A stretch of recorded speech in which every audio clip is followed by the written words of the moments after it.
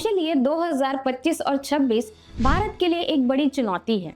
अर्थव्यवस्था बदल रही है, जिसका सीधा असर हो रहा है ट्रकिंग और लॉजिस्टिक इंडस्ट्री पर। अप्रैल 2025 में अमेरिका ने इंडिया पर नया इंपोर्ट टैक्स लगा दिया है, जिसमें 10% बेसिक टैक्स लगा हुआ है सभी गुड्स पर और साथ ही 26% का एक्स्ट्रा रेसिप्रोकल टैरिफ लगाया गया है। पहले इसे 90 दिन के लिए रोका गया था, लेकिन जून में यह फिर से लग गया। चलो इसे देखते हैं। इस वीडियो में हम लेटेस्ट अपडेट के बारे में बात करेंगे फाइनेंशियल ईयर 2025 to 2026। जून से स्टील और एल्यूमिनियम पर 50% तक की टैक्स बढ़ गई है। इसका सीधा असर 38,000 करोड़ के इंडियन एक्सपोर्ट पर पड़ेगा। साथ ही स्टील, ऑटो पार्ट्स और इलेक्ट्रॉनिक गुड्स यूएस बायर के लिए महंगे हो गए। रिजल्ट, एक्सपोर्ट गिर रहा है और ट्रक ट्रिप्स कम होते जा रहे हैं, जिसका असर हो रहा है। एक्सपोर्ट कम होने से ट्रक की डिमांड 5 to 10% कम हो रही है, जिस कारण कंस्ट्रक्शन लॉजिस्टिक पर भी इम्पैक्ट पड़ रहा है। इसके पहले भी ट्रक ओनर्स ने कई बार कंप्लेन किया है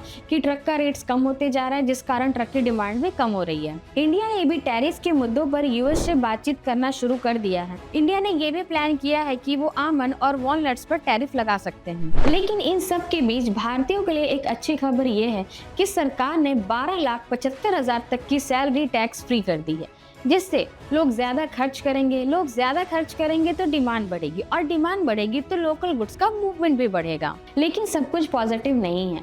टेक और स्टार्टअप कंपनी अभी भी स्ट्रगल कर रही है। जहां 70% स्टार्टअप फंडिंग गिर चुकी है, वहीं 35,000 स्टार्टअप बंद हो चुके हैं। जोमेटो ने 600 सपोर्ट जॉब्स हटा दिए हैं। वो एआई टेक्नोलॉजी से काम ले रहे हैं। अगले कुछ महीने एक्सपोर्टर्स और लॉजिस्टिक बिजनेस के लिए अनसर्टेन रहेंगे। यूएस टैरिफ वापस आने से ट्रकिंग डिमांड गिर सकती है, तो वहीं टैक्स रिलीफ होने के कारण डोमेस्टिक डिमांड बढ़ भी सकती है।